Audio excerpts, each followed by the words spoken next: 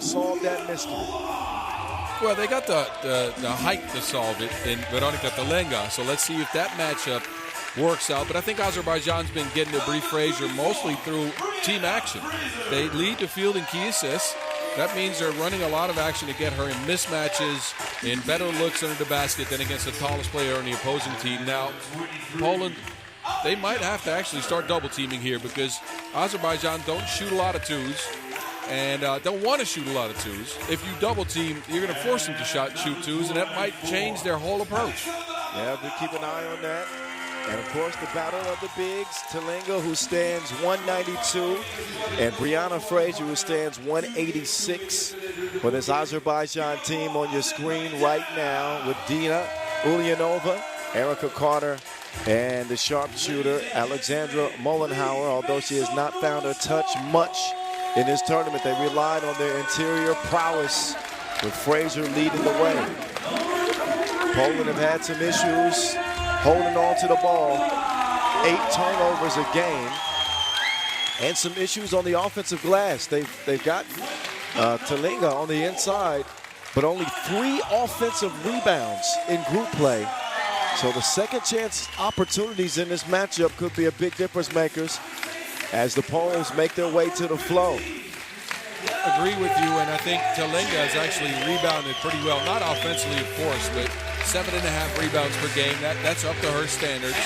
I'm looking at Alexandra Ziemborska. Normally a plus-level rebounder, now at 2.5 rebounds per game. Her scoring also hasn't picked up at 4 per game. Well, we know she can average 7. As she did at the World Cup this year, where Poland finished just shy of getting a medal. They got a chance at a European crown. It starts right now as both teams get ready. Flags flying proudly in a battle of continental supremacy. Again, in edition number 10 of the Euro Cup, first time ever in Copenhagen. Not to forget about the guard play for Poland of Anna Pawlowska, a player that with a bunch of ability who had spurts yesterday, but trying to put it together for 10 minutes. Single elimination action in front of us. Erica Carter going to do a lot of the ball handling responsibilities for Azerbaijan. And there's the Polish star, Ms. Popola. Alexandra Ziemborska. Here's how the stars match up head-to-head. Erica Carter scoring better, shooting better across the board. But it comes down to, again, 10 minutes. Who performs better in this game for their team with it all on the line? Day 3 of the action. You work with Denmark, remember, Minnesota will do like this. When I say pole, you say let pole, pole, pole, pole, pole. Anna Pawlowska, I mentioned earlier, 5 points a game on this Poland team, but it's yet to hit a 2-pointer in the tournament. She's got to be a threat for Poland from the outside in a matchup like this. Expect a heavy helping of Fraser on this Azerbaijan offense. That seems to be the method of success to the tune of 8.5 a game. This game is now underway. Quarterfinal number 3 in the women's competition. Quickly inside, and it's Erica Carter getting the scoring started for Azerbaijan. Good screening action for Azerbaijan to start off. Well drawn up play, a back screen. Carter just wide open for a layup. Carter at 5 per. Quiet 5 per. Miss Popola from 2, no good. Mollenhauer will get it cleared. Fraser says swing it left. Now the rock is in the right hand. Bree stepping back. She doesn't do this often. Maybe that's why. Missed it badly from deep. Carter, active hands, breaks up the pass. So we're trying to find Pawlowska on the cut. One semifinal already set in the women's competition, Netherlands and France. Latvia upset Serbia in the men's competition, and Germany outlasts Austria. Inside, they get it to Tal Inga, standing 192. Using that length. Yeah, she's been the constant factor for Poland all tournament long, has played at a high level. Some of her teammates have followed suit. Talked about the rebounding from Telinga at 7.5 purse. He's also leading the field in block shots with 5. And she's probably getting up there in steals too. She confiscates that, deals it to Claudia, who draws a foul. The voice of 3x3 in your ear, Kyle Montgomery. Bob's Rosendahl on the mic as well. He's the Mountain. This is the Europe Cup 2025 from Copenhagen. A minute in to quarterfinal number 3 in the women's tournament. Claudia Gertchen eyeing a 2-piece. It'll ricochet right back into her hands. Tries to get it to Telinga, but that ball is kicked. So now a fresh 12-second shot clock for Poland to work with. Team that finished 4th at the World Cup this year. Trying to take it to the next step here in Copenhagen. They'll get it to Szymborska. Szymborska, no good. Carter with the only score for Azerbaijan so far. Trying to find somebody to give it to. 6 to shoot inside to Mullenhauer, but there's a foul that stops everything. It's not a bad foul. Poland was out of position. Just reset the clock, put Azerbaijan back on top. This is how you expend fouls in 3x3. Use them as a resource. Yes. Just a minute in. Frazier from the elbow. Mullenhauer trying to find her touch. And her shot is still abandoning her. Mullenhauer, who they rely on for those outside shots in this offense. She has found it tough going from distance. 1 of 7 from deep for Mullenhauer so far here in Copenhagen.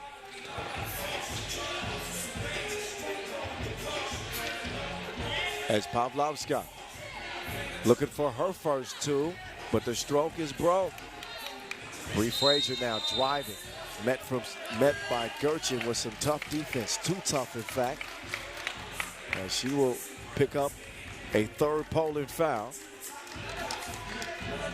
Poland, they haven't fouled a bunch, but the same problems we've seen earlier from them in the year at the World Cup, for instance, have reared their heads. They turn the ball over a ton. 8.5 per game. You want to limit that because Azerbaijan is so secure from scoring inside the paint. You want to limit their touches, get yourself more opportunities. Azerbaijan, in comparison, 4.5 turnovers a game. That puts them in the top 1/3 of the field for the tournament. Azerbaijan taking 2 attempts on only 17% of their possessions. Poland not shooting them in bunches themselves. Just 27% of their possessions amount to a 2-point attempt. So it will be Azerbaijan ball. Point apiece. Back on and popping. Quarterfinal action. Bree Frazier just kind of lost her bearings underneath the bucket. It's going to allow Gertchen to get a look, but ain't nothing working for Gertchen. Not yet. Carter. Before finding Frazier, shoving the back. Couple more fouls to give for Poland. Shout out to Simon Arduk in the stands with lovely Anna watching and obviously cheering for Poland. The Olympian, Arduk. Remember when his brother played? 2 brothers.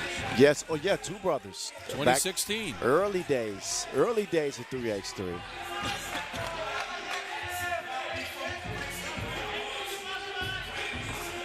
Got a slow burner so far.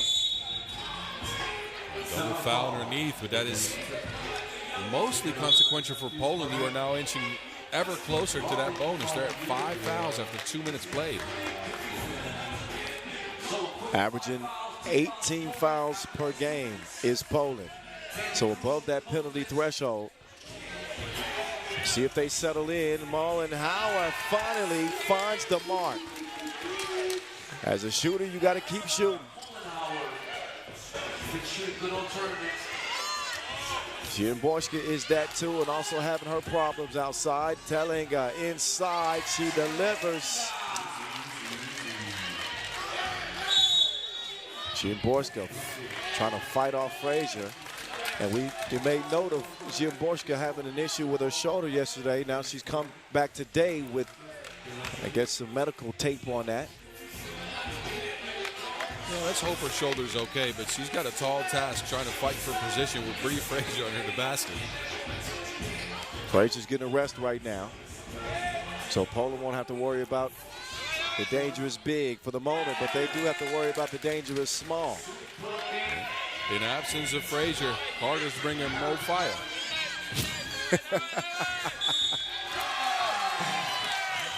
I hope they caught that one. Yeah, I hope you did too. I did. 4-3.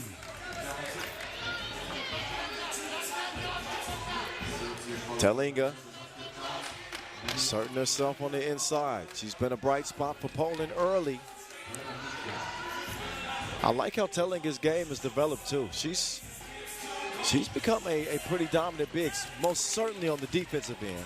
Offensively as well. She's become more secure, finishing through contact and getting scores off of seals instead of one-on-one creation. And deflections. Gets a hand on that one, tracks down a rebound.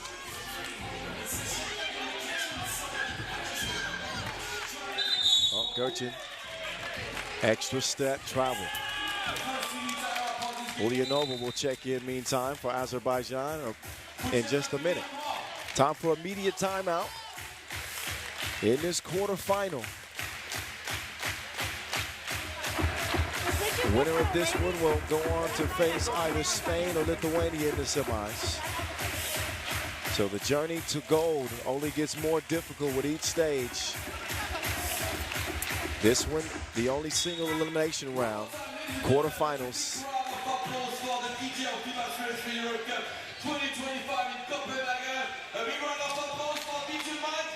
4-3, Azerbaijan.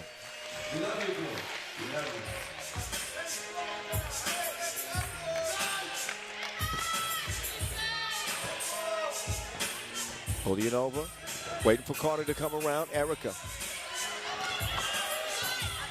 Down to Frazier. Hook, too strong. Quick clear. Fed to Ziemborska.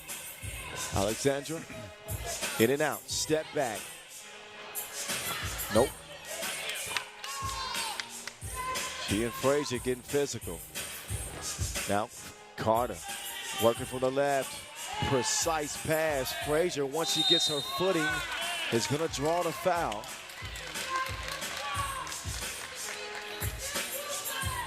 That's the 7th on Poland with 6:21 to go in the game. 2 free throws coming up for Frazier, but that foul situation is scary for the Poles. 6:21 left, you're right. Free throws the rest of the way for an Azerbaijan team who like to feed it inside. They're bound to get another whistle or two with the aggressiveness of Frazier. She does miss the free throw, so that's something they can hope for.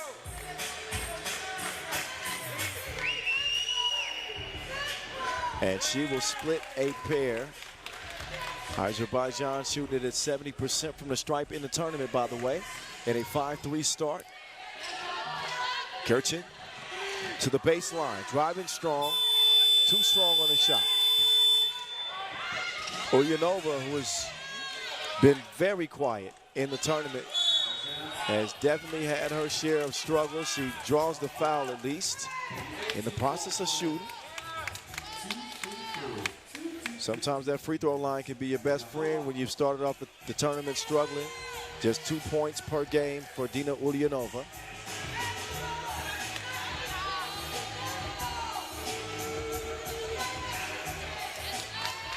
And we'll miss the first of 2.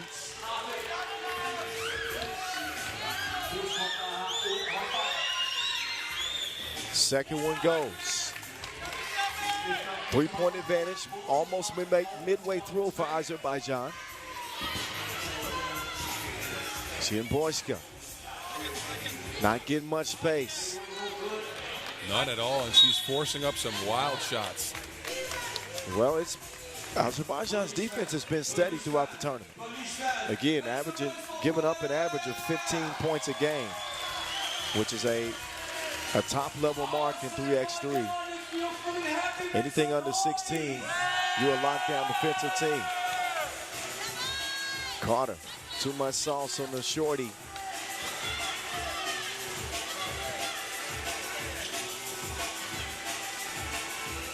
Terlinga taking some time. Too much time. Does get a shot up on before the horn, but they don't get it to go. Carter turns the corner, and that's the 9th foul on Poland. As matters only get worse. Bump and the bucket, 2 free throws coming up. And the next Poland foul, they'll be in the double penalty. Smart move by Carter, using her speed to get past Terlinga, then creating a contact and finishing through it as well. But Poland now at 9 fouls. Double bonus, right? They're coming right up with 5 minutes to go. That is not a good place to be in for Poland right now. Carter good at the line. Clean trip for Erica Carter.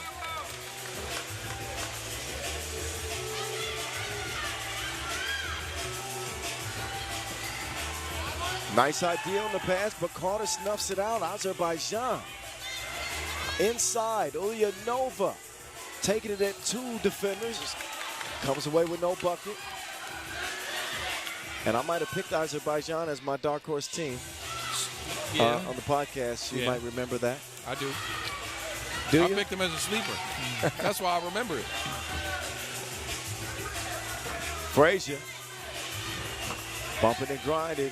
Coming away with nothing. But Poland have only managed 3 points. Where has the offense gone? Oh, where has the offense gone for Poland? And imagine this, Poland, they've kind of quieted Frazier, right? Hasn't been the most effective Frazier game so far. True. But they are not able to put the Wilson in the basket at all. They're not creating any offense. But then again, only 16.5 points a game in the tournament so far, so they haven't exactly been lighting it up. And Azerbaijan giving them a defensive lesson right now. Nothing coming easy to Poland with 4:24 to play. There's some wild games today, I would say. Certainly some shocking results. Oh, yes. With Serbia getting ousted, the reigning champs for the men, Austria falling really flat. Not much of a contest between Netherlands and Hungary to start today.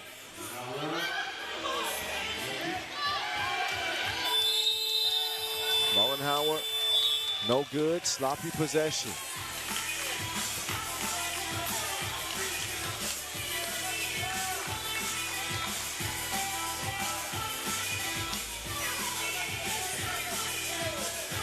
Today is the day we're going to see 3 countries on the podium with medals at stake.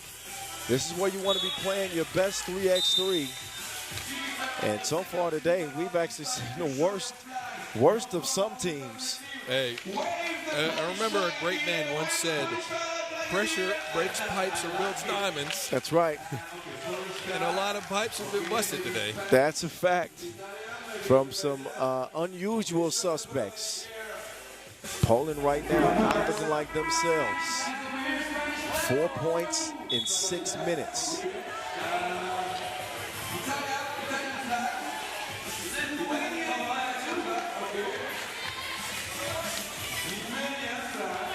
Both teams make their way back on the Inleo under the Magic Sky canopy. With plenty of time left in the game. But Poland's foul situation is not ideal by a long shot. How can they play disciplined defense and keep Azerbaijan off the line with 3:50 to play in this game? Oh my goodness, she crossed her. Does not finish it.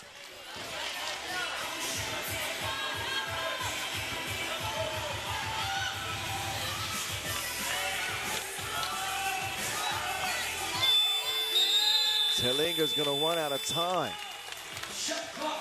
Almost nothing going Poland's way right now. Yeah, where Terlinga was posting up under the rim earlier, and especially in pool play. Now she's catching a foot off the block, has to create her shot off the dribble. I don't think that's what you want as Poland. Got to put your big in positions to win, like Frazier just did. Converts after the spin move. 6-point advantage for Azerbaijan. Telinga delivering a dime to the cutting Pavlovska, but she smokes the crib. Layup missed.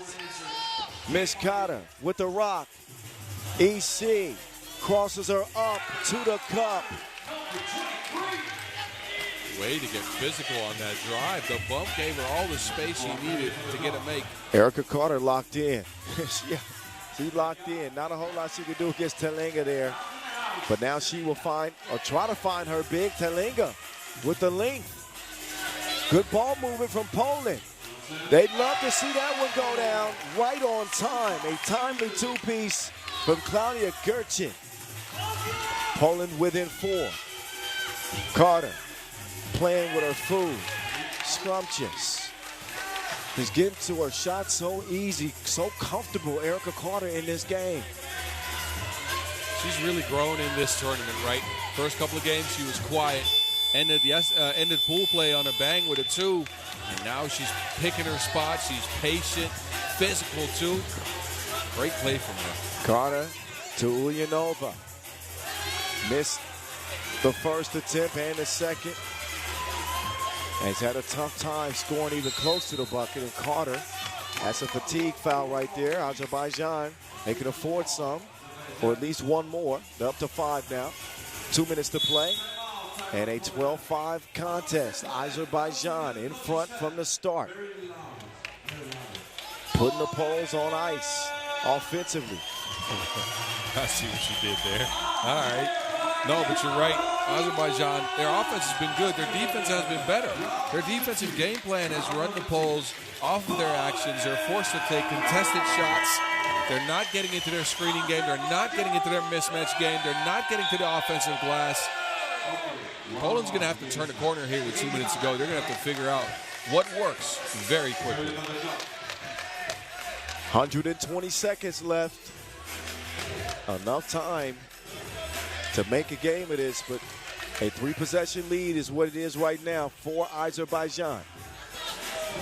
Gerchin and Ziemborska. Gerchin, who hit the last 2 for Poland. She wants to get it inside. A reach-in foul on Mullenhauer. Now Azerbaijan can't foul without free throws.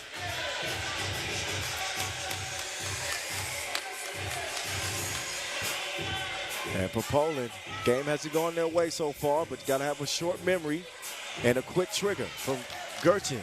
Misfire that time. Frazier inside. Whenever she sees Ziemborska in that mismatch, she goes to work immediately. Yeah, and Ziemborska usually not a bad post defender, but she is getting eaten alive by Frazier. I mean, look at the size of Frazier. That's not exactly picking on somebody your own size. Ziemborska will respond. Now it's Frazier attacking Telinga. She says, you can get it too. Eeny, meeny, miny, mo. It don't even matter. There's Miss Popola from deep. Ziemborska now giving Poland life. Back within 4. Quick trigger from Tulan in the corner. All net, all wet. But a minute 10 left in this one. Time is not exactly on Poland's side. Mullenhauer will get called for a travel off the check ball.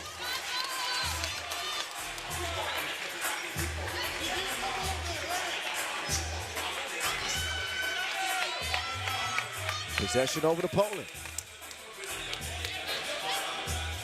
Ziemborska is going to wind up another 2 ball. What a time for her to wake up. So Ziemborska has gone from polar to solar. She's hot right now for Team Poland. Wow.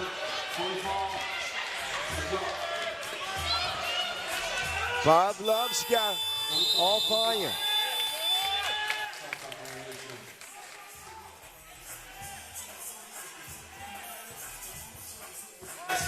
.38 left. And Poland have life. We're trailing by 5. It is down to 3. But down to the post office. No answers for Frazier. Gertchen and Giamborska. Giamborska now midi is money. That's 5 straight for AZ. 3 in the key called on Frazier. Uh-oh. 16 seconds left in the game. Yeah, with Giamborska shooting like this, who knows what could happen? Well, do Poland go for a 1 or 2? Giamborska knocked that time. And with 7.3 left, Azerbaijan are just going to be able to hold on to the ball and pretty much salt this one away. Poland are going to be forced to foul, which would be a 10th, so that would mean 2 free throws in possession. Oh, that's just a low IQ play, offensive foul on Azerbaijan, and they didn't have to do anything with the ball. Not smart. Just hold on to the ball. Now Poland gets another possession. So with a 3-point play, which is possible for Poland, they could tie this game up. What Azerbaijan can't do is foul. So they will allow Giamborska to get a look up. She doesn't look up in enough time. Does not even get a shot off. Azerbaijan win the quarterfinal and are semifinal bound, 16-13 in a stunner. Yeah, I consider this a stunner, definitely. And look, it was Bree Frazier, of course, but credits to Erica Carter. She played a heck of a game, might not be the tallest out there, used her speed, and rose to new heights. She played like she was about 6'7", and her game was on a milli. I see what We're going to you keep them did coming. there. We're going to keep them coming. Yes, hey, Mrs. Carter. I know how she been. She been hooping. Man, she was so composed, getting to her spots, getting to the rim. The catalyst for Azerbaijan, and with the powerhouse inside of Frazier, that 1-2 punch has been working out for Azerbaijan. They stay undefeated and will book a ticket to the semifinals. We get Spain and Lithuania next for the women's last quarterfinal. And we will see indeed who moves on. Check ball in moments. Don't move a muscle.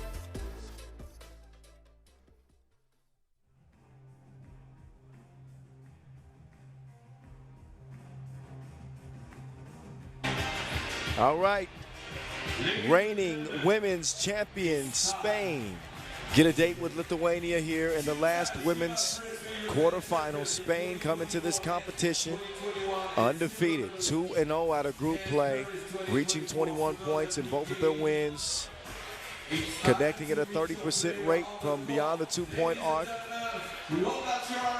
Led by the scoring of scary Sandra Igetavide at 6.5 a game. A look at both rosters. Lithuania being led by Martina Petranaite, also pouring in 6.5 per for her team. As the Lithuanians will be the underdogs coming into this matchup.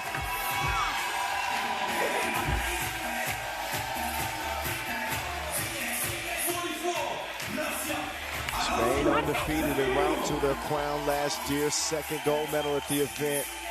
Silver medalists at the Olympics. Same squad here in Copenhagen, Denmark. Sandra Igedavide. Somebody said she's been struggling with her shot. She has not. She is not. Nope. Not in this tournament. 5 of 11 from distance is Igedavide. Vega Jimeno and Gracia at 5.5 per second on the scoring charts with this Spain team. That's España in your face. Kyle Montgomery and Bob Rosendahl in your ear. Yeah, and Spain, look, Igedavide might be 5 for 11 from 2. Rest of the team 2 for 13. So they're going to look to improve on that. And that's what you saw yesterday. They were good in spurts, but they were lacking a little bit of cohesion at times. And we saw some frustration. We heard Vega Jimeno say that they needed to do more. They're not clicking fully just yet. Something to keep an eye out, though. They don't foul, but they get fouled a lot. And this Lithuania team fouls 9 times per game so far. So the foul situation is going to be interesting. They get back to some disciplined brand of defense and maybe get a little bit more of an offensive spark from Marina Sholopova, who had moments yesterday, but still waiting for her to completely ignite. They got Gabriela Shilska, the veteran, with Petronaite, and the youngster, Justina Miknaite. Yeah, for Sholopova, it's going to come down to whether she can get space. She's looked for her shot. She's 3 of 8 from 2, so it's not bad percentage-wise. But I think they want her featured more. They want more shots for her, possibly more opportunities to kind of handle the ball in a pick-and-roll situation and get her teammates involved as well. Petronaite has been good. She just needs a second fiddle. Yeah, who's going to step up? This is the stage to do it. Increase that scoring average from 16.5 per game. Usually not a mark that's going to get you very far, especially at the Europe Cup. Sandra Igedavide, MVP last year, 2-time European MVP. She knows a little bit about winning some Europe Cups. Spain trying to become the most decorated team in the event's history. There's a matchup of the stars, Sandra Igedavide and Martina Petronaite. Even in their points per game, both shooting at a pretty good clip from 1 and 2. Looking to lead their team to a semifinal. And a chance at Europe Cup glory, something that Lithuania has never experienced. Winning a gold at this event. Didn't qualify to the 24. Wait, I'm not reading my notes right there. Hold that thought.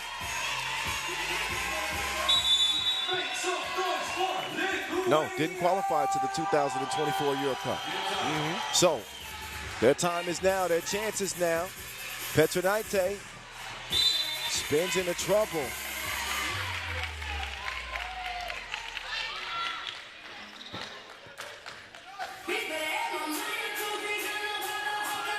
Two teams have met 7 times in national team history.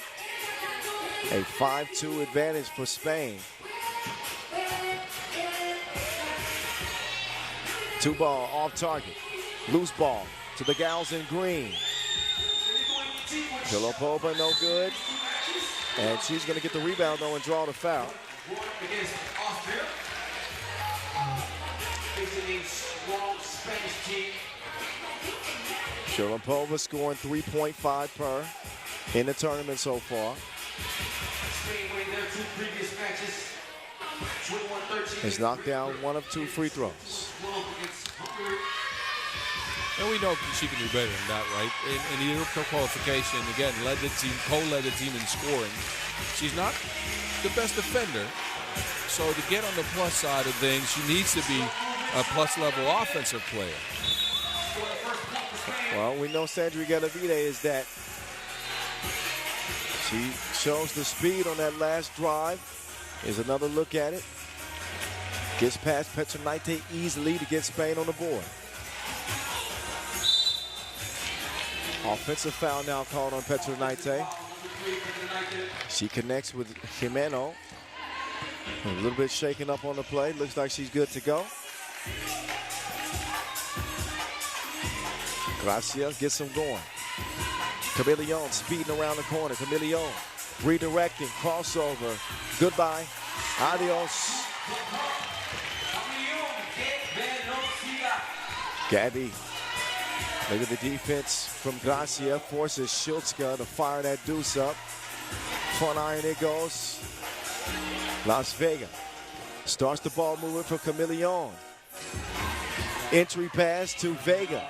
Jimeno trying to squeak her way through the paint. And I think a foul is called before that horn sounds. Yep. So that's going to put Jimeno on the line. But look at Chameleon taking him on a round trip to the bucket for the score. Jimeno can add to Spain's narrow lead. She does not do that. Chalopova gets it swung, reverse to the right side. McKnight to the crib. What a take.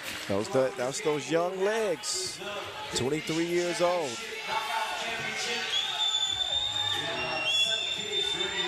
Jimeno, fourth shot late in the shot clock. McKnight gives it up. Petronite with a nice seal on Igatavide inside, and I think Igatavide is going to get called for that foul. That swipe after the miss. It will be the third foul on Spain. And look at McKnight's tough bucket on that prior drive. She'll start the possession now with Igatavide defending. Chalopova from the left wing, taking some time to get into this possession. Crossover, McKnight. No, ma'am. Swiper, no swiping. Oh, man, the extra effort from McKnight, though, is going to lead to another Lithuanian bucket. Igatavide. No, but a double foul. It's McKnight and Jimeno getting tied up down there, but the quick hands from Igatavide at first, you thought that would be a steal. You thought wrong. McKnight, nice start. Nice start for Lithuania as far as defense, to be honest with you. They showed out against Austria already when they looked really sharp, and they've continued here against Spain. Maybe too fancy on that pass attempt. Chalopova trying to just hold off Jimeno. That does not work. 3-3. Gabby. Schultzka no good. Chameleon in the corner. Ooh, buddy.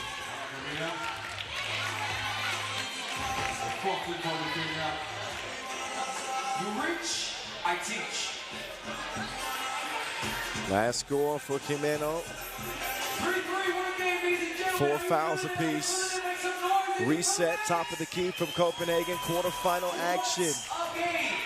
Kyle Montgomery, a.k.a. The Voice, in your ear. Boz Rosenthal, a.k.a. The Mountain. And some chitter-chat happening, I believe, between Gracia and Petronite.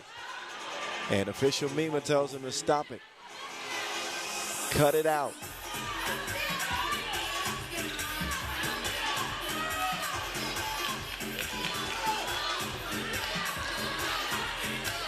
Three-woman weave action. They giving the keys to the car to McKnight. But she gets called for the travel that time. So far, McKnight has been really good at creating contact and finishing through it underneath the basket. That one, she got lost in her own move. But I like the aggression that she started with. It seems like the team had a talk with her and they told her that we need more from you. So far, she's delivered. Although Lithuania trailed by 1.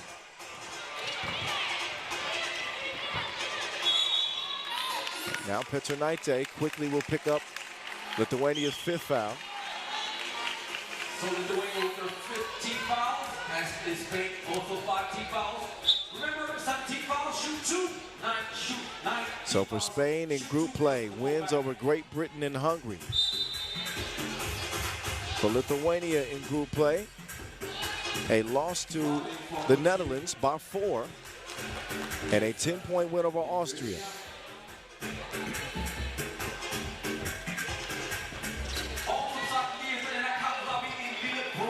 Chalopova hits the floor. Igatavide can't hit the shot. Stays where it's at. Petronite, no man. Miknaite with the Wilson in hand. Up top, Sholopova. A sidewinder doesn't find its mark.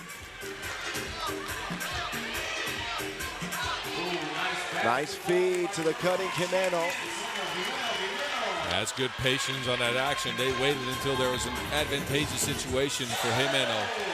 Positioned herself well on the screen. Miknaite is ignited. It is dead even at 5 apiece. Let her cook. Let her cook. Oh, doesn't finish after the spin move. Ignites is getting me excited watching this game now.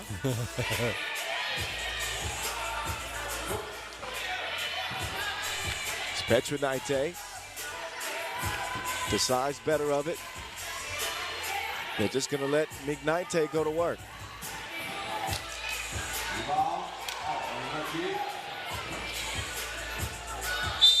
That one tied up. Good as a steal to be Spain ball. TV timeout, 5:39 to go. The Lithuanians have relied heavily on Miknaite, the new add to the roster this year. Spain's offense not exactly free-flowing like we've seen so far on the 5-5 tie. No, they have not been flowing. It is because of the absence of a two-ball. The two-point shot has not come around for Spain. They're slow getting into transition, where yesterday we saw them swing it at a high pace, right? They got into a flow. They never got there, and credit to Lithuania for their defense. I think they got enough of deflections to get Spain a little bit out of that flow, out of that offense that they want to play. Certainly do not expect to see Spain held to 5 points at nearly 5 minutes left in this game. Almost midway through this 10-minute sprint, it is deadlocked. 5.5 and counting. Chameleon on the baseline. No, no, no. One more time, I'm going to say Lietuva. I want to hear the Lithuanian fan. Lietuva! You're hearing the Lietuva chants and the Lithuanian flags flying. Both countries represented well in the stands today.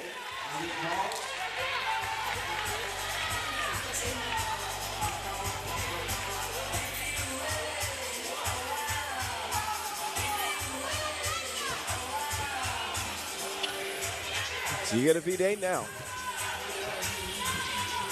Chameleon can't get it to Gracia.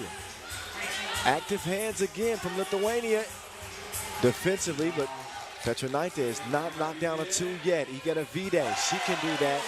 Wet, wet, wet. Shosuke. Oh, yeah. He got a V-Day, caught swiping, reaching in, and she's going to get a talking to by longtime teammate Jimeno. And while he got a V-Day, doesn't like the call, she can't really put herself in position trying to make a swipe like that. It's just you don't need to make that play.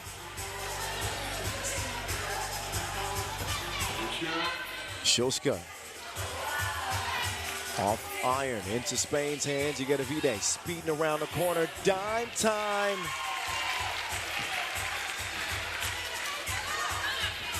We've seen it get testy between Petronite and he get a V-Day so far. This time, nobody there to challenge Petronite. She sneaks past the defense in for another score for Lithuania. 1 possession game. You get a V-Day now. She said, I can do that too. Distributing the peel. That ball screen has been working on the last few possessions for Spain. Shilska, nobody home. Leave a message at the beat. She cruises in for the layup. 9-7, Spain.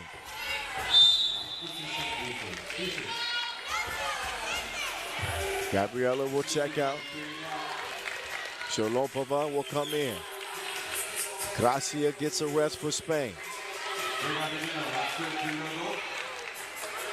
Jimeno up top.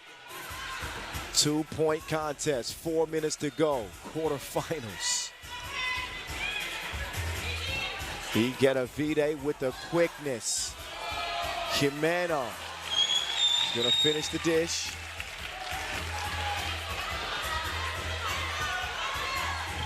Miknaite, that looked online. They got a new version of Special K on this Lithuanian team.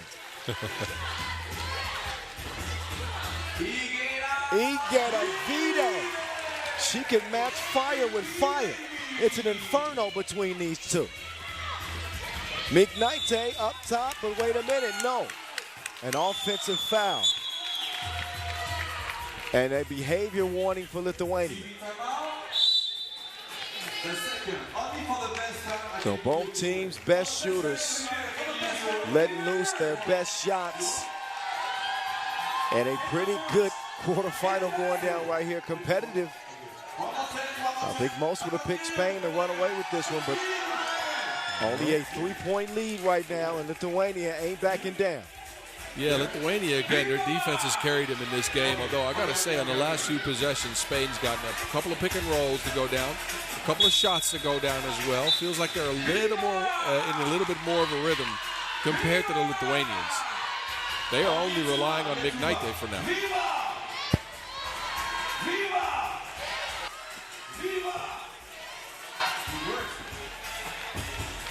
The quest for the 2025 Europe Cup continues. 3:21 left in the women's final quarterfinal. Camillion. Ooh, check her footwork. Put on the brakes and give Spain a 4-point advantage. But now Spain pick up the 7th foul. Another reach in.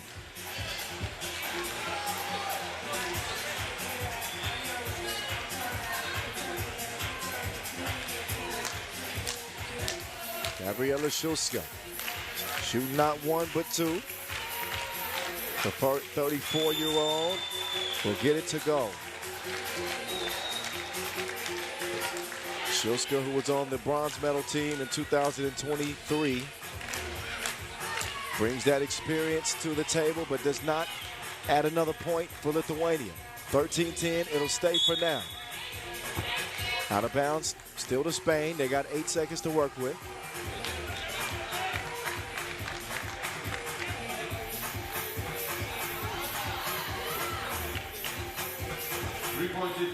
Gracia, fancy tween setup.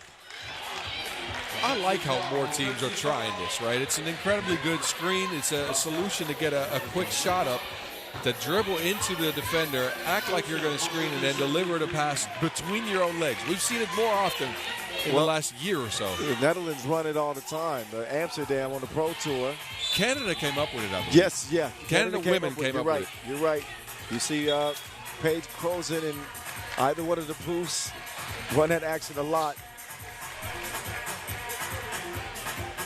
In any case, we're under 3 minutes to go in this one. And looks like it's green ball. It is, with 7 seconds on the shot clock. Gabby with the Wilson and getting it back going.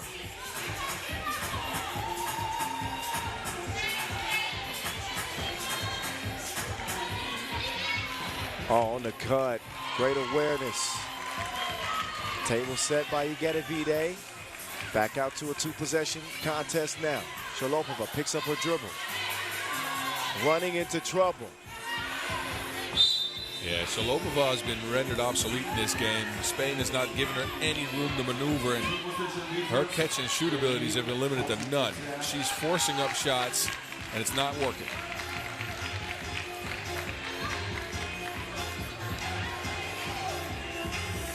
Well, this has been working for McKnight. Maybe they draw up a play to get her the ball. Schuska. Spin move got her nowhere. Got to get it free. Not going to get a shot up.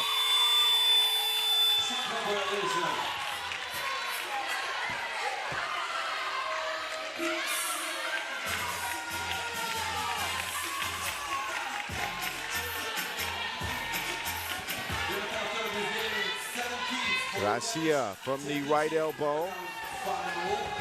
Shares it inside. And there's Camillion to Gracia. Again, that pick and roll action.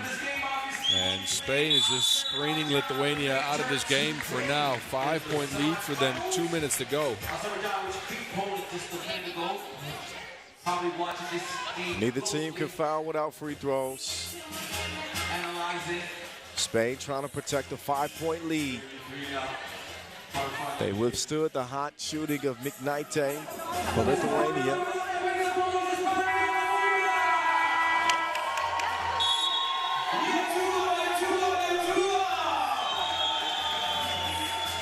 But a slow offensive start for both teams.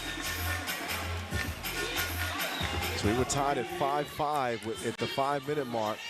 Spain have scored 10 since that point. Lithuania contributing 5 to the total score. No bucket from 2. Oh, Igetovide takes her eyes off of it for just a moment. Seen a lot of careless turnovers from Spain in this game. Yeah. It's not the first time she just loses the ball out of bounds. Careless turnovers and some careless fouls too, I would say. Uncharacteristic of Spain. Yes. Shilska shoots her shot like she's trying to get a date. A double date that time. Makes it 12-5. Copenhagen takes quick advantage of a defensive lapse from Lithuania. McKnight, not that time. Right back though, up to Petronaite. Shilska fresh off that last two-piece. This time she decides to drive. That ain't happened against Vega. Kimeno keeps it alive to Igetovide. Vega's still down. And she is not happy with somebody. Who might it be? Kimeno is having some words, I believe, with Petronaite. What happened there? I guess she took an elbow to the top of the head. But I haven't seen Vega Kimeno that heated in a minute. Nope.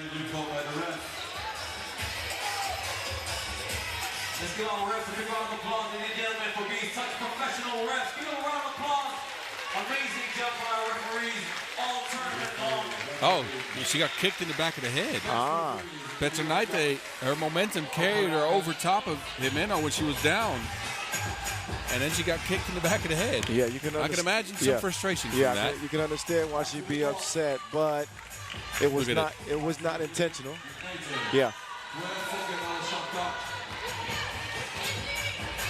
We play on.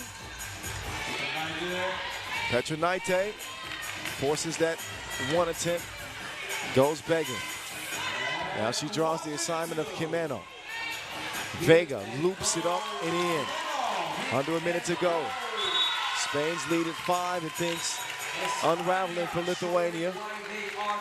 And they have not been able to solve that pick and roll at all. Look at this good position for Jimeno and an easy layup because of it. Now with a comfortable lead, but anything can happen in this game. That's why it's called 3x3. Dancing with the baseline. Nice pass from Igetovide. Even though it looked like it was a shooting form on the pass. It meets his mark. And Spain have control of this. Shilske missed it left. Sholopova is down now. We have another review by the refs. Look at what happened. Probably have to get a look at the replay to see what has happened to her. And she's holding her her neck. Here's that look. Box out, but she ran into Gracia's elbow there. Yeah.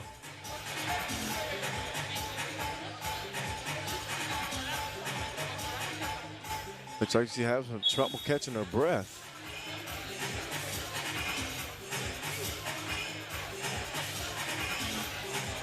But inadvertent hit to the neck area. And Marina Sholopova is now up. But trying to catch some wind.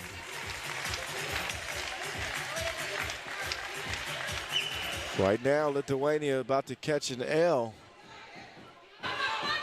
with 28 seconds left.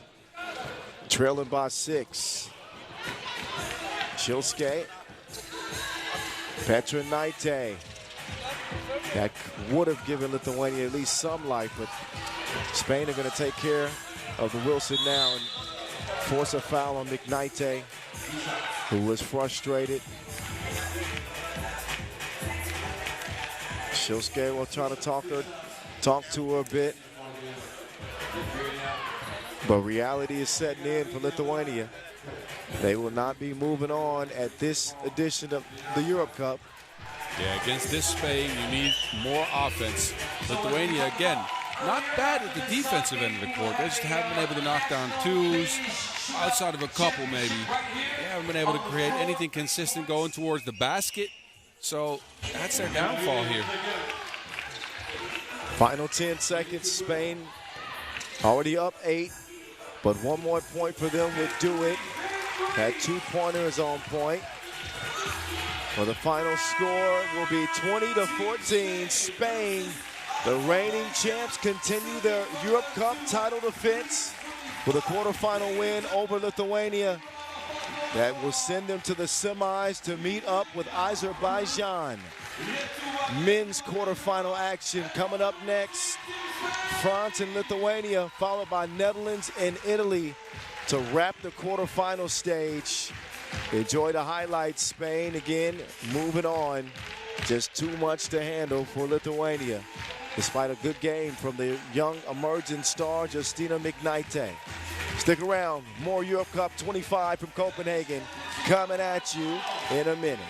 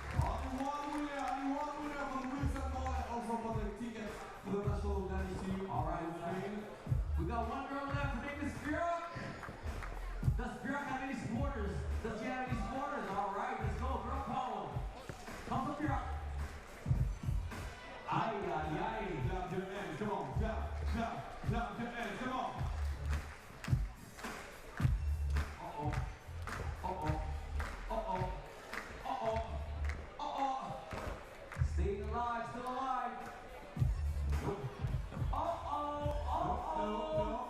No. Still alive, still alive. No pressure. Oh, okay. Oh! 97 knockout final. Okay, hold on. You're out. We got 2 left. Hold up. What's your name? Sing loud. See your heart. Advan. Can you get one on? I'm sorry, right?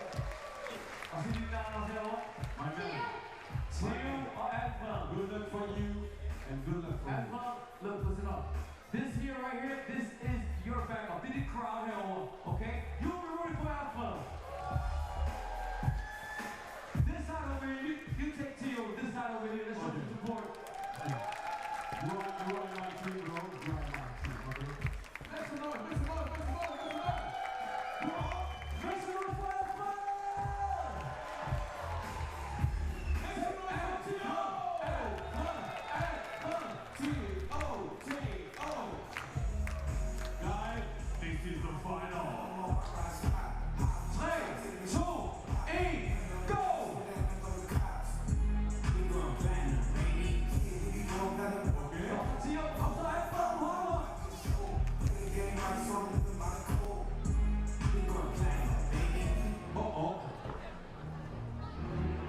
Staying alive, what's up? Get Curry, what's up? Come on, make some noise for Teal!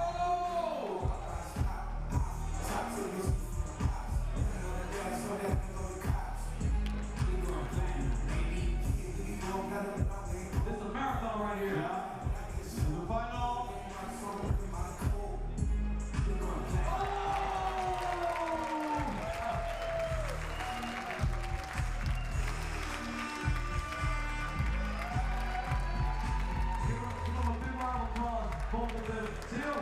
You need a victory lap. So everybody, I want you to give him a big round of applause.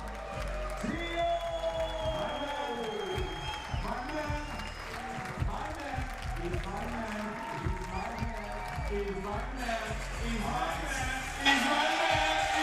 All right, we're getting it back going with a bird's eye view of our incredible venue at this first ever Copenhagen Europe Cup 2025. Underneath the magic sky canopy, surrounded by beauty. Look at that shot. I wouldn't mind getting on one of those yachts before I get up out of here, Boz. I'm telling you that right now. Better pull some strings. Light breeze is blowing as countries' flags are flying proudly. Great Britain, Serbia, among the many countries represented here, of course, homestand in Denmark. And here we have France and Lithuania in the men's competition quarterfinals by the numbers. Shooting efficiency looking good for France, who are playing with a more rapid pace style with a new roster at this edition of the Europe Cup.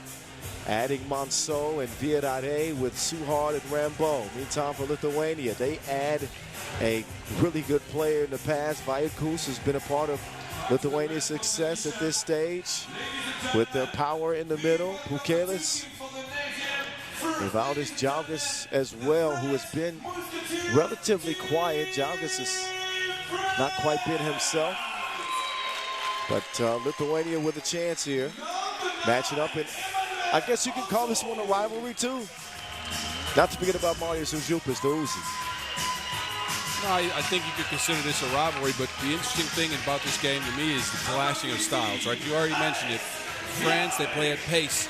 They play faster than we've seen from them in the past. Not a lot of ball stopping, a lot of pick and roll action too. Lithuania, they lead the field in 1-point percentage. They hit almost 80% of their shots when it comes to inside the arc. I wonder which team's style is going to impose on the other. Will Lithuania be too tall to stick with the speed of the French, or will France be too small to stick with the size of Lithuania? There it is. Yep, battle of contrasting styles. The story will be told in the next 10 minutes. There is Team France, Le Bleu, trying to get things on track. They're the 2 seed in this event. Lithuania, the 4 seed, who took a bronze medal at last year's edition of the Europe Cup in Vienna. Trying to get a spot on the podium again. But only one will move on. Single elimination, quarterfinal. One of two remaining in the men's competition, with Netherlands and Italy still on deck.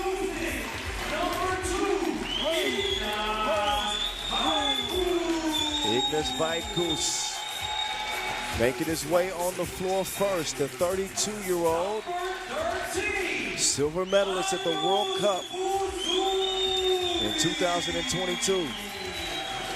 Marius Ujupis was on that team, as well as the silver medal team at the 23 Europe Cup, the bronze medal squad last year, and the bronze medal squad in 2019. The Olympian silver medalist, the Lithuanian himself, Aurelijus Pukelis.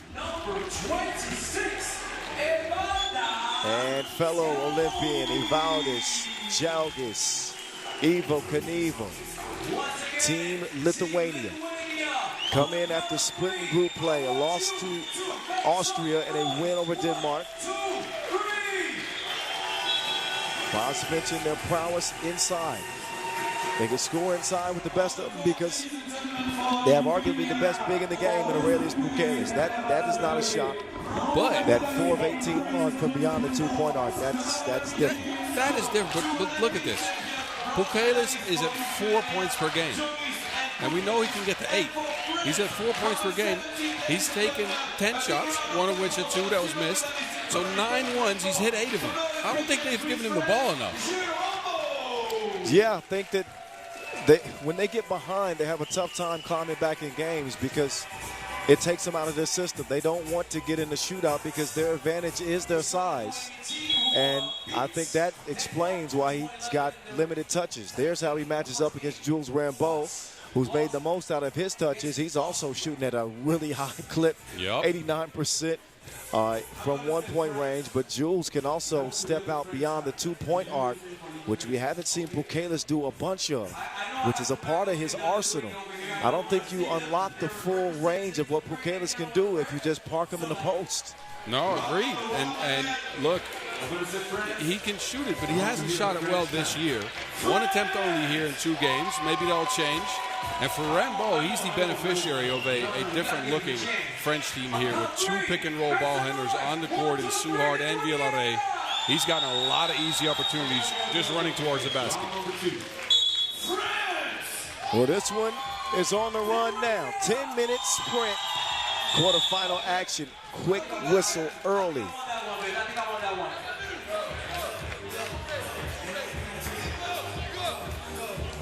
So the Lithuanian women just ousted. They will cheer on from the stands with their men now on the flow. Boss, he'll go. Inside, he'll go. Smart coaching here by Villare, who realized they had a little bit of a mismatch opportunity here. Put Suhard in the game and made sure they put another foul on Lithuania. Battle of the bigs. Look at the quick switch from Pukelis. I'm not sure he can move his feet fast enough to stay with Hugo Suhard. He can take him off the to-do list. 2-piece goes, and now it's Pukelis' turn to do the punishing. Suhard will earn the foul. Yeah, again, this is how you spend fouls in 3x3. Use them as a resource while you watch Suhard drain a long bomb yet again. But use them as a resource. Suhard caught out of position. Take the foul, put Lithuania back on top for 12 seconds. Small ball game favors Lithuania. They're going to beat you in a sprint to 21 by ones. But that's exactly why the shooting of Suhard and Villare in this one is so critical for France. Monceau sets the ball screen for Suhard. He gets no help. Whipped out to Monceau. Monceau, pick him up off the floor. Oh. He's able to draw the foul. I think Ujupis hit a slick spot or something. Yeah, I think some water must have fallen on the court. Hell, please. Doesn't finish the play. That was kind of like, do you remember the crossover with Jero? Oh, yeah, Tony Mindel-Jovic. Yeah, it kind of was reminiscent. He was just reaching out. Monceau at the line. And he can't connect. Vaitkus. 6 to shoot. Offensive foul. Lithuania had picked up 4 in the opening minute of play. We've seen it a bunch today. Teams picking up a lot of early fouls, unnecessary early fouls. And it gets them in trouble at the end of games. Maybe it's that last game day of jitters. Medals at stake today. Too hard from D. Shot clock violation, 12 seconds, ladies and gentlemen. Lithuania averaged 8 fouls a game in a 2-pool play contest. Again, over that foul threshold, France not better. In fact, worse, 9 fouls a game. Yeah, I'm about to say.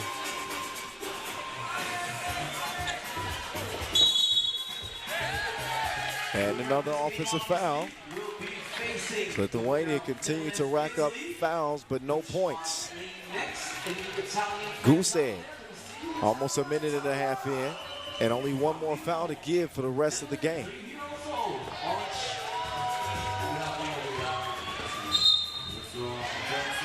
Now it's Rambeau getting called for an offensive foul. Suhard will get a rest. Monceau comes in. France are subbing really smart. Defensively, they always want to have Monceau and Rambeau in the game to stick with the size of Lithuania. Offensively, they'll put Suhard in to get a nice screen and action going. Yeah, and Viadare is less of a liability defensively than Suhard is in the paint. Meantime, a stroke from Ujupis and another turnover on France. They're now up to 3 fouls.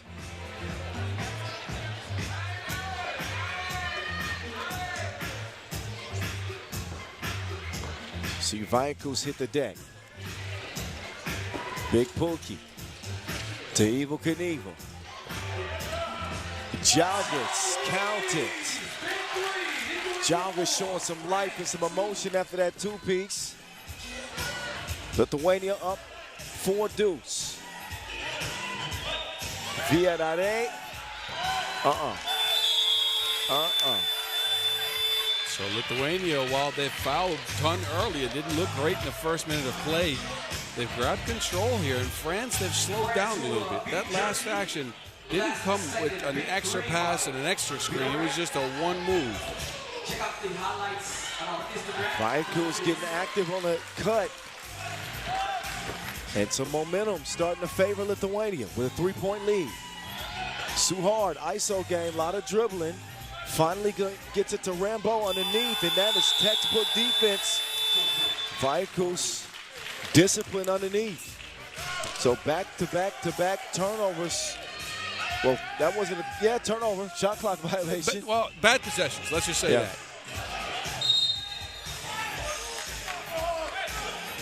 But now Lithuania gonna pick up a 6 fouls. Bukelis was moving.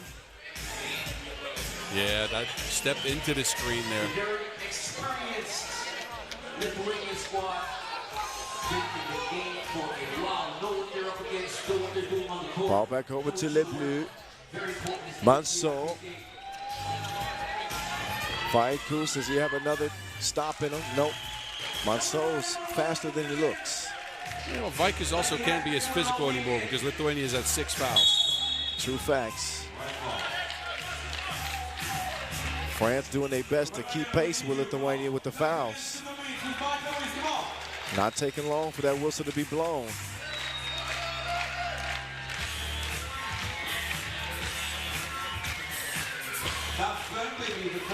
Two-point lead, Lithuania. Jalgis. The 2 Olympians go at it, and Evel Knievel wins that battle.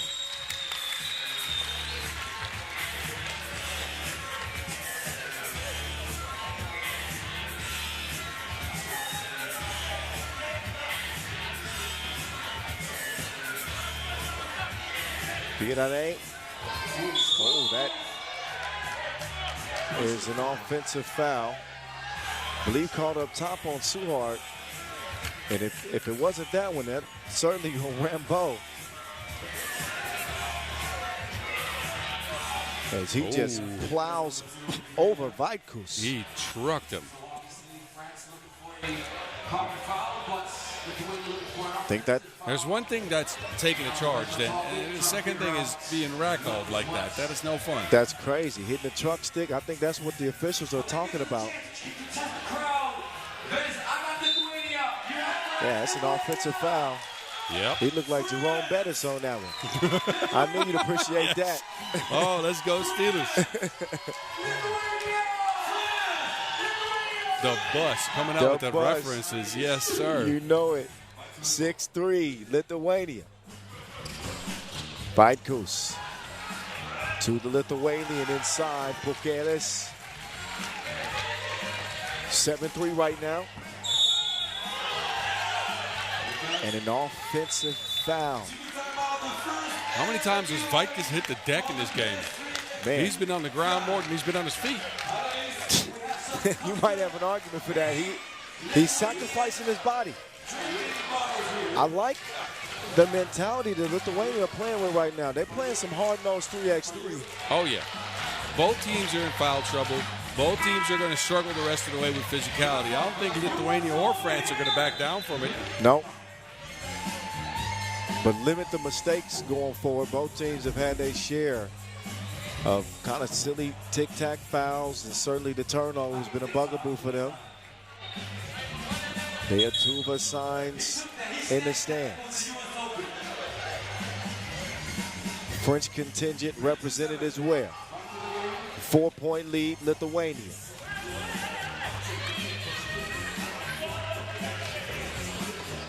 Džiaugys, Užupis, Vaitkus. Tough defense from Monceau. Vaitkus. He's going to turn that over. Rambo can't hold on to it. But he will get 10 seconds at least. That goes off of Lithuania. 10 seconds on the shot clock. France get reset. And France are out of the rhythm. The pressure that Lithuania is putting on them is making it hard for them to set good screens. They're getting a lot of offensive fouls called on them. Pick and roll game not working so far. And Suhard has been quiet.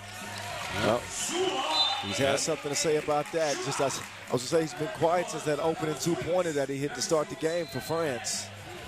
Yeah, but this is the pick and roll game that we've seen him do all tournament long. Finally getting to it here.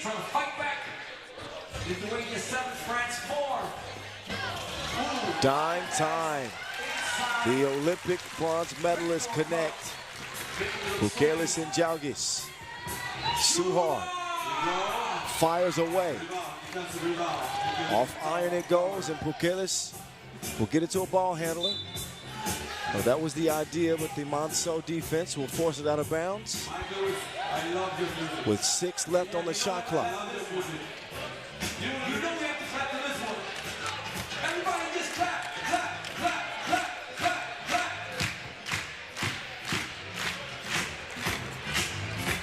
Great defense from Viorare. Vaitkus with a narrow miss.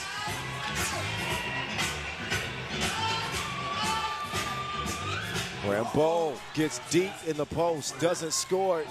Monceau spinning, kicking. Rambo misfiring from long range. Monceau now, he will take the shot himself, and it's the same result.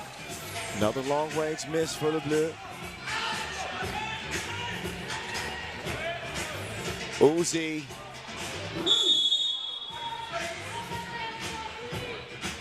Foul green. That's number 7 on Lithuania.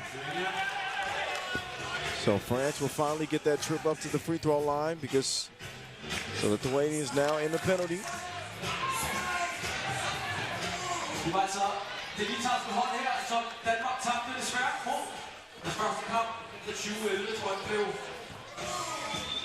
Rambo, 100% at the free throw line so far. He'll keep it that way.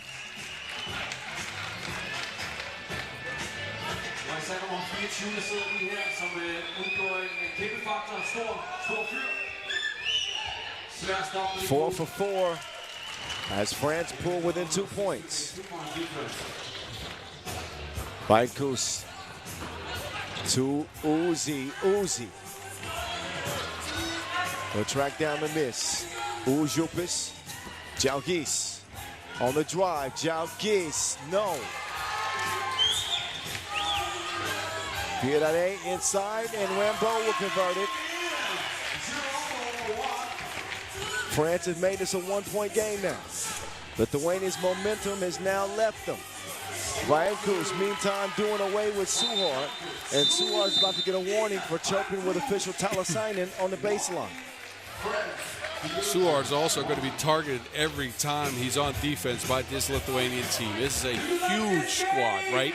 All players very tall, very physical. Suhard is not. Yeah, he sticks out like a sore thumb in this matchup. That's exactly who they want to target. Meantime, it's Vietnam off target. Ujupis pulls up. No. Oh, that was a physical rebound attempt. Both Suhard and Ujupis clashing. Take another look. And Mariusz just now getting to his feet. No foul either way, ball white. It felt like those two players going for the ball. No clear advantage for anybody, doing something egregious. Italy coming up next. Hugo, good action set up by France. Finding some easy offense. And they find themselves right back in this thing, 8-9. I think you mentioned they might be targeting Suhard in the post. And they are. Whoever's got Suhard is just going to the basket. And you'll see Suhard on the bench a lot. He's going to be subbed out, subbed in, and that's going to affect his rhythm too. It's not just the defense, it's his offensive rhythm, because he won't be featured as much here. France is actually playing with 3.5. That's a great point. And probably a little frustrating for Hugo. He knows that he's going to be targeted, especially if he gets caught in a switch in the post every time. Just fighting for his life nearly every defensive possession. Jalgis will make it 11-8. If he can't make up for the ones he's given up by shooting a lot of twos or getting that pick and roll actually started, he's going to spend a lot of time on the bench this game. And a lot of time still left in this game, 4:13 and counting. Vietnam throws it away. That's the issue for France. Villarreal is a good pick and roll ball handler, but he's not the crafty finisher around the rim that Suhard is. He doesn't have the speed. He's got the athletic ability, but the speed's not there. So he's going to have trouble creating more pick and roll. So but not only are France giving up, are getting better at defense, they're giving up some offense. Speaking of offense, two-piece, no biscuit. And Lithuania now lead by 5, 13-8 game. Vietnam, who gave him a big spark yesterday, has been quiet in this one. The Uzi off the miss. Nobody gets a body on him. He gets the score. And a delay of game warning for defending in the semicircle after a made bucket. Timeout on the floor. Look at that last catch and shoot splash from deep. Courtesy of Ignas Vaitkus. This is a bad matchup. We talked about which style was going to get imposed. Well, it's clearly been Lithuania's. The French have no answer for the size. They have no answer for the added shooting that Lithuania has now found. It's rendered Hugo Suhard almost a non-factor in this game. And who else is going to provide you that spark? Eeny, meeny, miny, mo. It's got to be Vietnam to create offensively when Suhard is not on the floor. He is on the floor now. They go with the smaller lineup with both Vietnam and Suhard along with Monceau. And Suhard gets to a shot attempt quickly. Oh, they leave Bukelis open all day long. Something is going wrong with Bukelis' shot. Get that mess out of here. Not in my house. Not in my house. He sent that over to the ocean. He called, Watch Bukelis track this one down and gobble it up. Well, credits to the Lithuanian for getting a tentacle on that. In the meantime, did we miss a warning or a technical? I don't know. There's been a lot of warnings this game. A behavior warning for Green. I don't think both teams are at the limit for all the warnings. They've been warned. Tread cautiously. Pookie to Evel Knievel, spinning, and it's a wild pass from Jalgis. Out of control on that possession. He'll have a seat thinking about it, which will let Užupis re-enter the game for Lithuania. 6-point game, 3:11 left. Nobody can foul without 2 free throws being the result.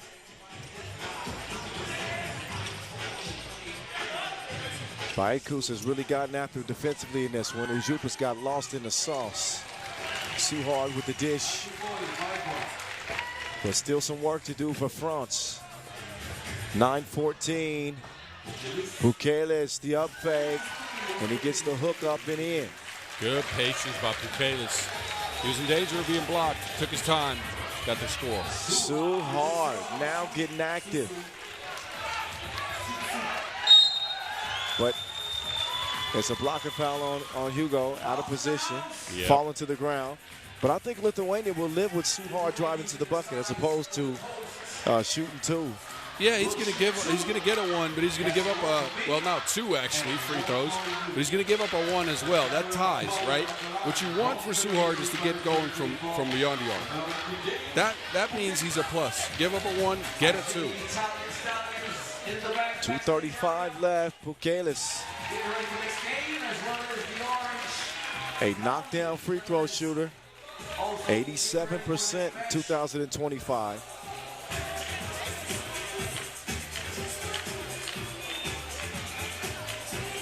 And 100% this trip to the stripes. 17-10 Lithuania, and put the clamps on France. Fiat gets a clean look and shreds the threads.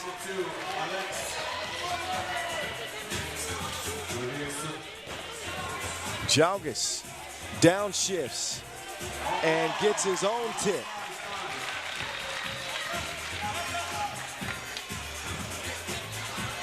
That time, Vietnam won't get it to go. Užupis tracks it down.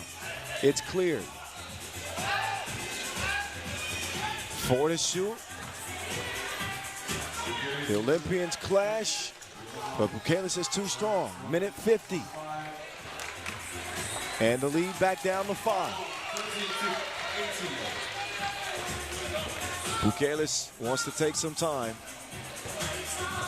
They'll start their attack with 4 to shoot on the shot clock, and that is going to be another whistle on France. I think that puts them at 9 in the game. This might not be that bad of a foul. I mean, Evaldas Jalgis isn't the knockdown free throw shooter.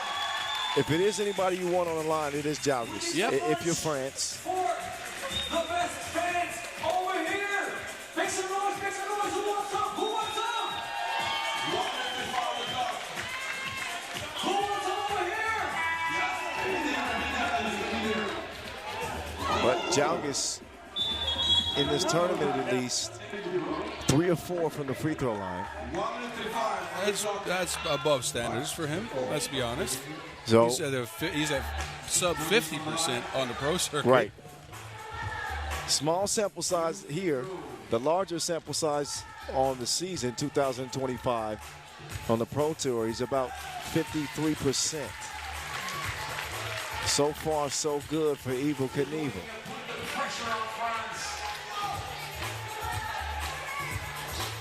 And the second one is true. Wow. Game point, Lithuania.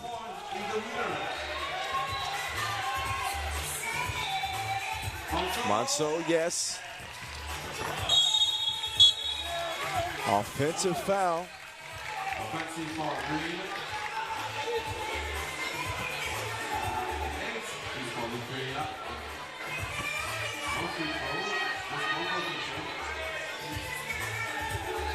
Vaillancourt gives it back over to France. With Suhard, wasted no time. Some pep in his step. To the rim he goes. 20-15 though. And wow.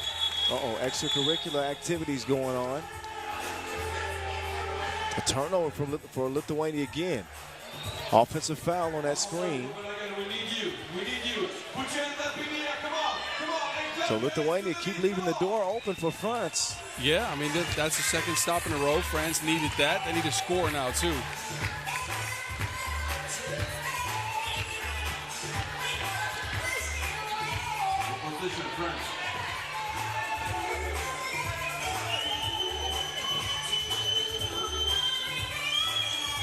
Oh, nobody wants to shoot it. Finally, Vietnam has the confidence to fire away. France within 3. This is still a winnable game. Never mind, not anymore. Leo Tuva heading through to the semifinals. Lithuania, too much for France in the quarters. We said coming into the game it'd be a battle of contrasting styles. The size and the power and the persistence of Lithuania on the inside, coupled with some nice shooting from outside as well. Vaillancourt plays his best game, and they win it 21-17 to head to the semifinals. Yeah, and what a way for this to end for France, who would look very good up until now, but they just run into a team that stylistically they don't match up well with, and that's the luck of the draw sometimes at the Euro Cup. It's what it is, single elimination. You got to bring your best for 10 minutes. It was not France's best, despite what we had seen up to this point. So that's it for them. We'll see more of the guys in green later on in the semifinals. We got one more quarterfinal to go. Netherlands and Italy. I think Basel's sticking around for this one. What? You better. Oh, well, I'll be here. It's coming your way in minutes.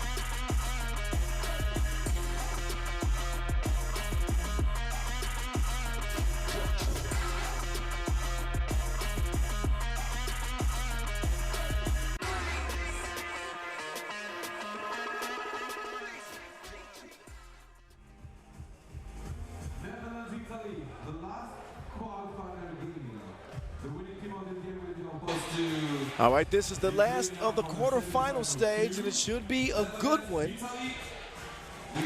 A usual suspect in Netherlands reaching the quarterfinals. They have yet to win a goal for the men yet, at least at the Europe Cup, that is. They are scoring points in bunches, and they haven't lost. And they've had a couple of players that went bananas in the pool phase. First, it was a double-digit outburst from DeMeo Vanderhorst, and then it was Brian Albers going bananas. They've also got the addition of Nesta Agassi this year. And his defense has been a difference maker for the Dutch, as well as obviously Driesen as well, working on the defensive MVP campaign. They look like they're hyped, ready to roll, coming out of the tunnel. Ready for all the smoke. There's Nesta, an X factor, according to you. not just on the defensive end. He is a high-level defender at 3x3. Sneakily, he's at 5 points per game. He actually played a good offensive. He hit a 2, drove to the basket. It wasn't the pick and roll action that got him involved as much as his own creation. Wow. That stat slipped by me. The fact that he's averaging five a game. Not bad. Both DeMeo Vanderhorst and Brian Alberts with 4 two-pointers made in group play, both shooting about 40% and averaging 7 points a contest as Alberts, 6.5 per for dimes. Yeah, something to keep an eye on with Alberts is that against Latvia, the game he played good, he got to the mid-range first, found his comfort there, and then went out to the two-point arc, ended up with 10 points. Scoring outbursts. This Italian team is not devoid of talent. You think back to day one of group play and the heroics of Amedeo Della Valle. A lot of people have been anxious to see him back on the floor, and they will get their chance here and now, but not just him. Rafael Gaspardo, the big fella, he put up some big numbers, 7 points per, and also collected a few rebounds per game. He is a menacing big. He shows some versatility. Mid-range shot is in his bag. And I think a more competitive matchup than some would think, because Italy have not historically been a contender at all at the Euro Cup, for the men at least. But they come in with an OT win over Switzerland and a 6-point loss to Serbia. 1-1 out of group play. Your 9 seed Italia on the floor and ready to roll. Also with Dario Mascherelli and Carlo Fumagalli. Yeah, and I like what I saw from Italy in those games in the group. They were a unit offensively. Of course, Della Valle would draw a lot of attention. Gaspardo was the one that actually scored the most. He kind of took advantage of the fact that everybody was so focused on the lead shooter in that team. One thing to keep an eye for them is the fact that they've fouled almost 10 times per game. So that's the inexperienced side of things for Italy, right? 9.5 fouls per game. They miss some of the intricacies of 3x3 maybe still, because they've just recently transitioned. So we'll see if that comes back to haunt them here or not. But offensively, this is a great squad. Yep, winner of this one moves on to meet Lithuania, who just ousted France in the quarterfinals. The Dutch with a couple of Olympic champions on the squad. Brian Alberts is not one of them, but he's been a welcome add to the Dutch 3x3 program. Be smooth, looking to go off again. Officials in place for this one as well. Najib Chachidin and Vlad Gizdarenu.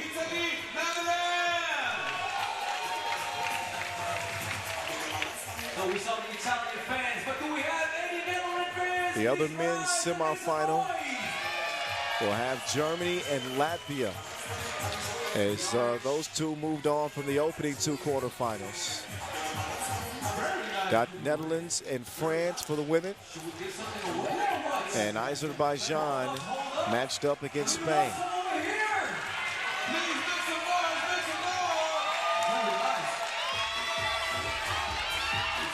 Last quarterfinal, it's on from Copenhagen. Netherlands, Italy. Take your pick now, and you can't take it back. Be smooth, off target on the first 2 attempts. Italia with the rock. Fumagalli. Pull up. Splash.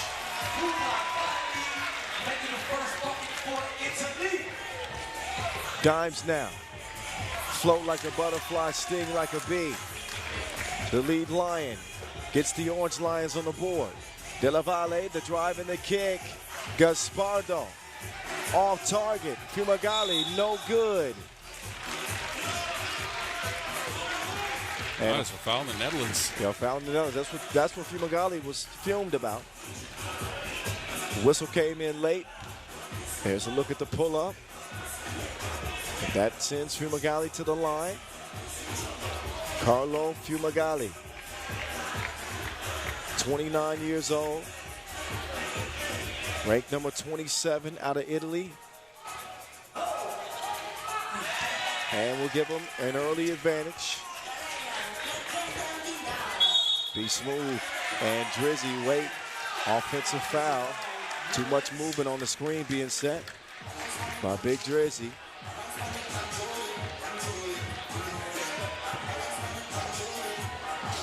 Della Valle. The crafty shooter. Oh, man, put it all up in his face. He needs no space to operate. None. Nesto's draped all over him. And he still gave him that business. 4-1.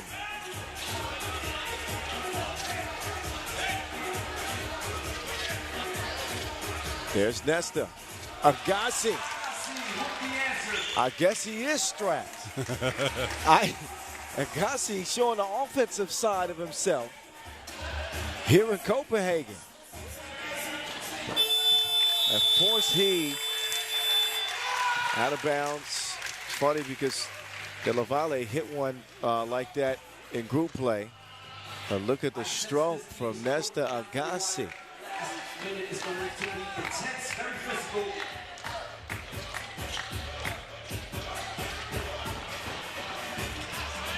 Agassi gives it up.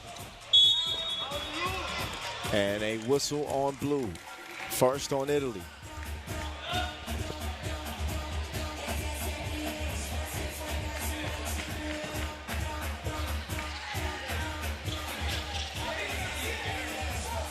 Be smooth. Getting to that mid-range. He likes that area, but didn't like him back that time. Fumagalli wants to get it down low. Gaspardo just too big for the strong Agassi. Now Agassi with a chance, and he gets Gaspardo off balance. Agassi on his way to the bench. Found the horses in.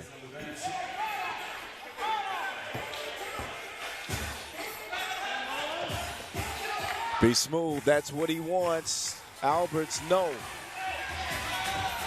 But he stays with it defensively. He'll get it up to Dimes. Found a horse. Ball fake, scoop-dee-doo.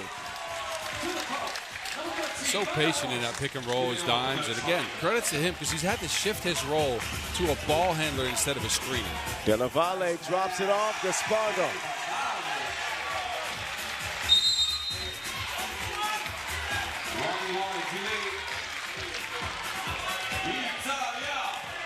Another look at the connection. 2 versus 1 advantage. And a 6-4 advantage for Italia. Be smooth.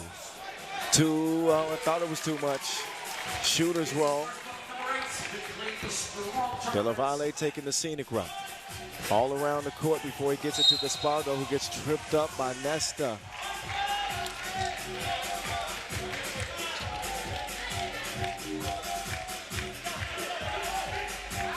Those Gaspardo post-ups so far have worked out. He's a crafty offensive player down there in the paint. They're looking for that mismatch with the shorter Nesta. Nesta Agassi. We praise him for his on-ball perimeter defense, but getting a little too handsy out there.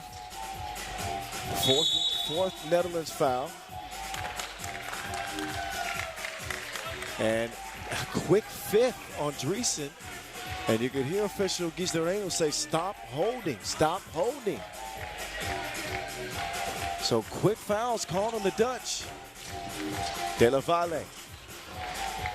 Oh, sending Alberts on an incredible journey. He had him lost like a tourist.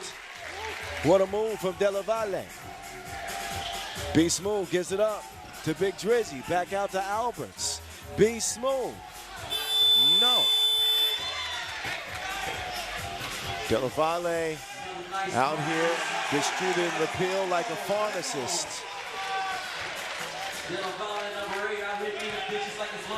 8-5, Nesta gives it up.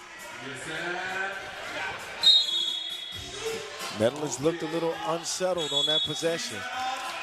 Yeah, and they're struggling containing the Della Valle Gaspardo pick and roll, right? You have to distribute some attention to Della Valle and his shooting ability, and that leaves Gaspardo open in the mismatch every single time. And if Della Valle is doing stuff like this, the Dutch better watch out. While the experience for this Italian team isn't there, the talent is. And, you know, they got a high basketball IQ. That acumen is on display. And they proven themselves to be pretty quick learners, adjusting to 3x3. So far, they lead this 8-5, 6:35 to go. This is the last quarterfinal. In case you're just joining us, Kyle Montgomery, a.k.a. at 3x3, the voice in your ear. Nobody at the rim to stop Nesta Agassi as he rises. Boz Rosendahl at 3x3, the mountain, here with me as well. Active feet for Dreesen. That would work if this was football. It's 3x3. So fresh 12-second shot clock after the kickball. Another look at the last score from Agassi.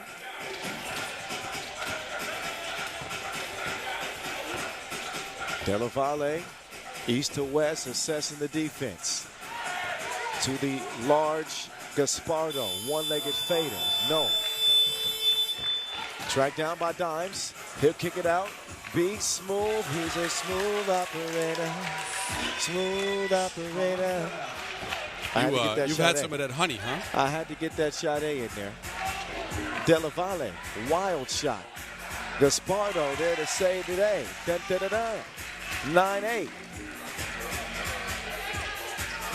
Be smooth.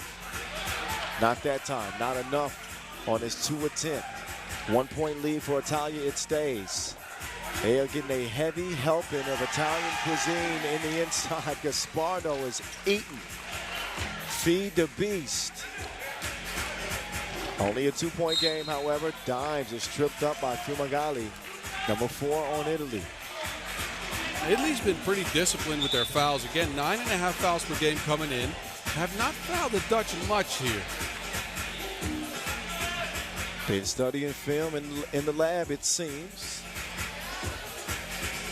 But as I often say, and we both know, you don't win 3x3 games in the first 5 minutes. The games are won on the second half of the game typically. When those legs feel like spaghetti noodles, when you're sucking for air, when that physical attrition starts to wear on you, that's when games are won. A lot of time left. Midway through, 5:06 officially. And a 1-point lead for Italia. Della Valle, dribble drive, snatch back, up fake. Nothing happening. Dimes, where's the air guitar? He's probably waiting for that. 2-piece puts him up by 1. Turn around when I'm talking to you. Gaspardo. Gaspardo's putting in work. Man, he is in his bag like a cat burglar. He's going to get a hand on that. He steals it. Mascarelli goes into slow motion on the layup. 12-11. Dimes with a runner. Man, he's got a gentle touch, doesn't he? Sell that on Etsy. It's crafty. 12 up. Not for long. The deuce goes for Mascarelli.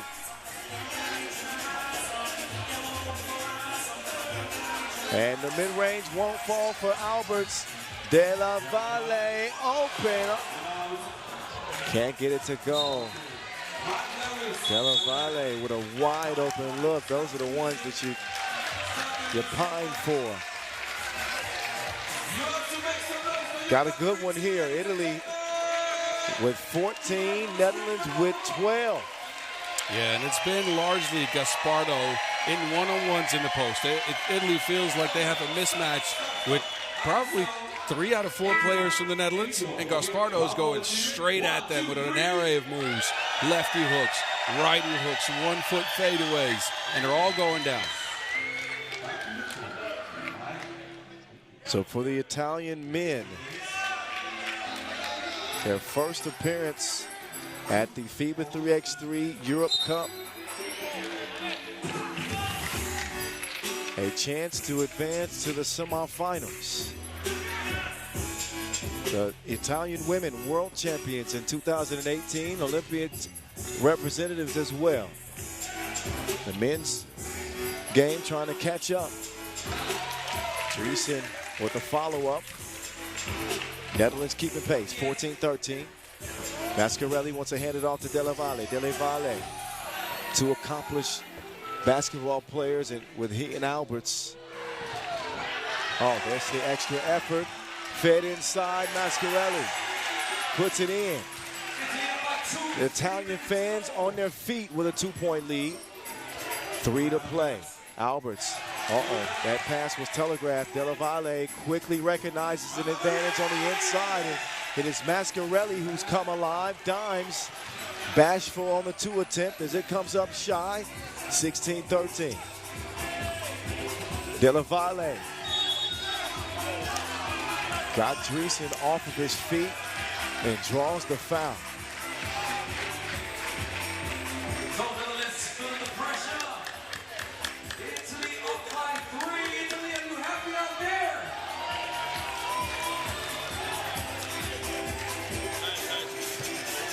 Ball up top, Delle Valle. Netherlands cannot foul without free throws. Delle Valle hiding behind the Gaspardo screen.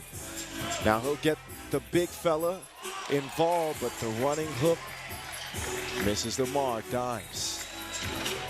DeMeo, lost the handle on it. It's gonna be 2.3 left on the clock for the Dutch to try to create a look. With Alberts up top. Alberts.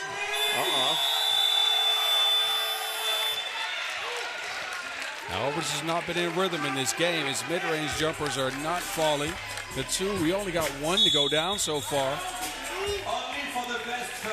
Not a lot of 2s in general for the Dutch, and that's what they need to keep up with this Italian offense. That was the one concern that we talked about, but I was telling you that my only concern with the Netherlands is obviously not the defense. It's the high variance in the offense. So again, game 1 of the pool phase, they got a huge game from DeMeo. And then game 2, they got a huge game from Alberts. Yep. And if neither one of those guys has a big-time scoring effort, you wonder if the balance of teams like Italy, for example, can cause some problems. So far, a 3-point lead for Italy, but neither of them have had big games. Mascarelli off the front iron. Van der Horst gets it in Alberts' hands. Alberts leaves his feet and will find Dimes on the cut.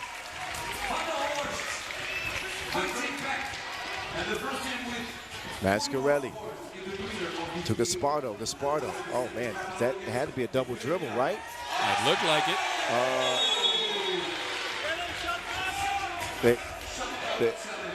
They said a shot clock challenge, but they can't travel. They can't challenge a double dribble. No, they wanted to challenge the double dribble, but you can't challenge that.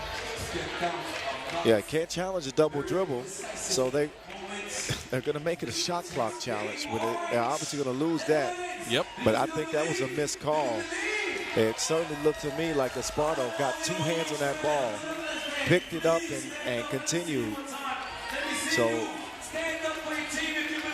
Italy are fortunate to going to get a score here, but that was a double dribble. Oh, no, it's called off. Oh, I think that was a makeup for the miss on the double dribble. I'm not sure. Could be. Okay, so wipe it off the board. Good challenge. That worked out well for the Netherlands. Good challenge indeed. Dimes playing do-si-do with Driesen. They're missing something. The Wilson in possession of the Italians.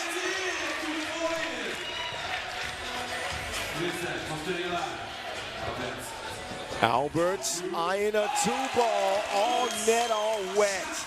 Netherlands back within 1, but they got some firepower, some horsepower, these Italians. Gaspardo puts him back up. Take cover. We got a shootout going on.